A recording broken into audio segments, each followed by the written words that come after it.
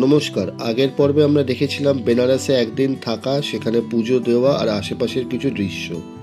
আজ আমরা বেনারস থেকে গাড়ি নিয়ে রওনা হয়েছি অযোধ্যার উদ্দেশ্যে, ভগবান রামচন্দ্রের জন্মভূমি আর মহৎ রাম মন্দির দর্শনের জন্য। বেনারস থেকে অযোধ্যার দূরত্ব প্রায় 200 কিলোমিটারের কাছাকাছি, আর সময় লাগে আনুমানিক 4 ঘন্টা। যেতে হবে জৌনপুর সুলতানপুর রোড হয়ে। এই পথ এতটাই সুন্দর যে সকালের আলোয় গাড়ি নিয়ে বেরিয়ে পড়তে পারলে এক অন্যরকম অভিজ্ঞতা মিলে।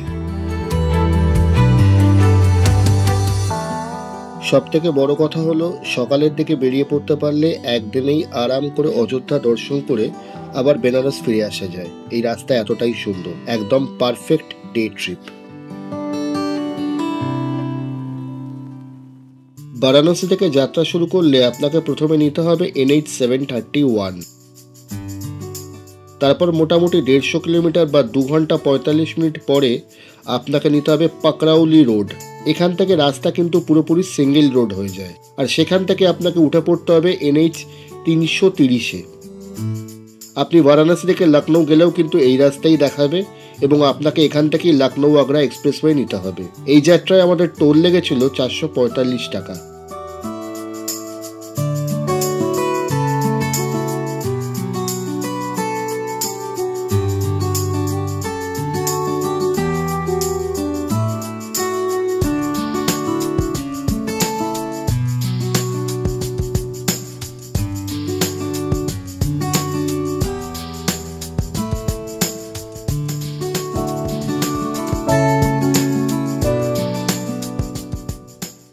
অযোধ্যার ট্রাফিক কিন্তু আশ্চর্যজনকভাবে বেশ ভালোই লাগলো। বিশেষ করে বারাণসীর ভিড়ভাড়টা পেরিয়ে আসার পরে সেটা আরও বেশি করে চোখে পড়ছিল। আমার যতদূর মনে আছে, রাম মন্দির যেতে গেলে একটি ব্রিজ পড়বে, যেটা একটু বাদেই আপনারা ভিডিওতে দেখতে পাবেন, এবং সেই ব্রিজ থেকে নেমে বাঁদিকে ছিল মাল্টি লেভেল কার পার্কিং। আর ওই ব্রিজ থেকে নেমে ডান দিকে গেলে পড়বে আপনার রাম মন্দির। আপনাকে পুলিশ কিন্তু ওই ডান দিকের রাস্তাতেই আটকে দেবে, কিন্তু আমরা খুব একটা খেয়াল করিনি, তাই ডান দিকে লোকাল ট্রাফিককে অনুরোধ করে গাড়ি নিয়ে সোজা এগিয়ে গিয়ে একটি প্রাইভেট পার্কিংয়ে গাড়ি রেখে দিই।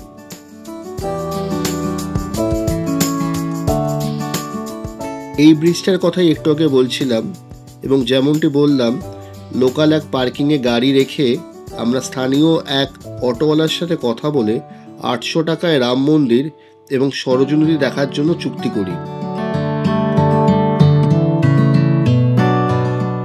ছেলেটা কিন্তু আমাদের ভেতরে রাস্তা ধরে একেবারে মন্দিরের পেছনের দেওয়াল অবধি নিয়ে গেছিল। ওর এক বন্ধুর দোকানে আমরা মোবাইল এবং জিনিসপত্র জমা রাখি, আর সেখান থেকে মন্দিরে ঢুকতে কিন্তু এমন কিছু হাঁটতে হয়নি আমাদের। পুরো অভিজ্ঞতাটাই ছিল অনেক সহজ আর ঝামেলাহীন। উত্তরপ্রদেশের অন্যতম প্রধান জলপথ সরযূ নদীর উল্লেখ বেদ এবং রামায়ণের মতো প্রাচীন হিন্দু ধর্মগ্রন্থগুলোতে পাওয়া যায়। সরযূ নদীকে একদিকে পবিত্রতার প্রতীক ধরা হয়, যেখানে স্নান করলে পাপ মোচন হয়। আবার এই নদীর জল কিন্তু কোনো পুণ্য কাজ বা শুভ কাজে ব্যবহার করা হয় না। কারণটা জানেন আশা করি সবাই। অযোধ্যায় এসে যদি এক রাত্রি থেকে যাওয়ার প্ল্যান করেন, সরযূর তীরে সন্ধ্যাবেলার আরতি দেখতে ভুলবেন।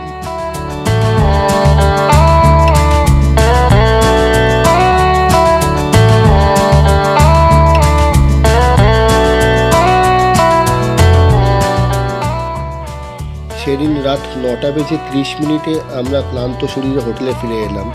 সারাদিনের পথ চলা শেষে বিশ্রামের দরকার ছিল পরের দিনের যাত্রার জন্য।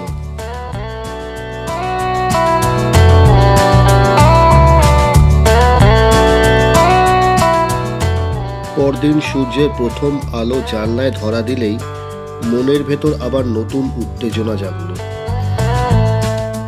হোটেলের ঘর ছেড়ে ব্যাগ কাঁধে তুলে চেকআউটের আনুষ্ঠানিক বিদায় নিলাম।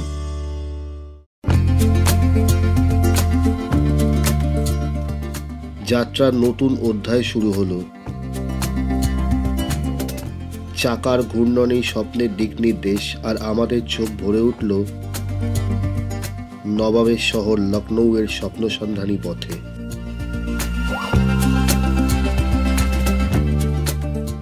আজও সেই চেনা পথেই আমাদের যাত্রা শুরু হলো, যে পথ ধরে কাল পৌঁছেছিলাম অযোধ্যা। সামনে 171 কিলোমিটারের পথ পেরোতে হবে, তারপরই ধরা দেবে পূর্বাঞ্চল এক্সপ্রেসওয়ে। বেনারসের হোটেল থেকে লখনৌ পর্যন্ত দূরত্ব 313 কিলোমিটার। এই পুরো রাস্তায় আমাদের টোল লেগেছিল 500 টাকার কাছাকাছি।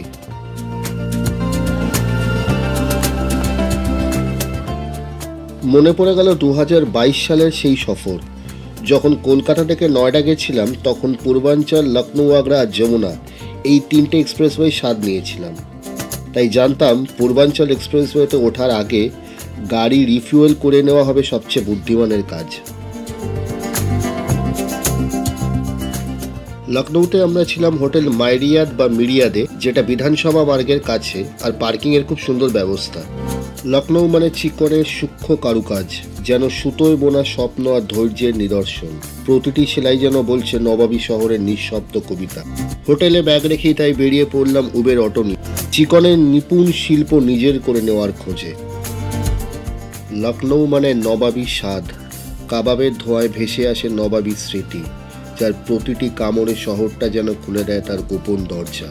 টুন্ডে কাবাবের অন্যান্য বিখ্যাত খাবারগুলির মতো বিরিয়ানি কিন্তু এমন কিছু ভালো লাগেনি আমাদের। পাশেই বিখ্যাত প্রকাশ কুলফির ঠান্ডা ছোঁয়ায় দিনের শেষে রইল মুখে মিষ্টি রেশ। ক্লান্ত শরীর, তৃপ্ত মন নিয়ে এবার হোটেলের পথে ফেরার পালা।